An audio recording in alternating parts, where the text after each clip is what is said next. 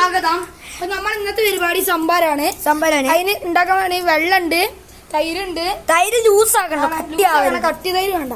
മുളകുണ്ട്, പിന്നെ അരിപ്പ അതാ വേണ്ട. പിന്നെ ഫസ്റ്റ് എന്താ അറിയോ, ഫസ്റ്റ് നമ്മൾ ഈ മുളക് ആ വെള്ളത്തിൽ പിഴിയാ, പിന്നെ തൈര് ജ്യൂസ് ആക്കണം. എന്താണെങ്കിലും പിഴിയാ. അപ്പൊ നമ്മൾ ഈ പാത്രത്തിൽ വെള്ളം നിറച്ച് വെച്ചിക്കണ്. ഈ വെള്ളത്തിന് ഉള്ളിക്ക് മുളക് ഇങ്ങനെ പിഴിയാ. എന്നിട്ട് നമ്മള് കാണിച്ചു തരാം. ഞങ്ങളൊരു കാര്യം മറന്നു, ഈ ഉപ്പും കൂടി വേണേ. ഉപ്പിട്ട തൈര് ഇനി ഈ വെള്ളത്തേക്ക് ഇത്തിരി ചോദിച്ചോളേ.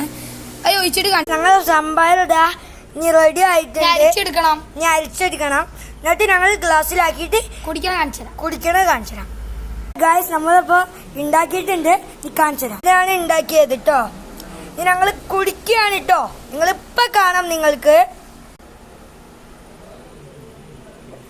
സൂപ്പർ സംഭാരേ, സംഭവം പൊളി.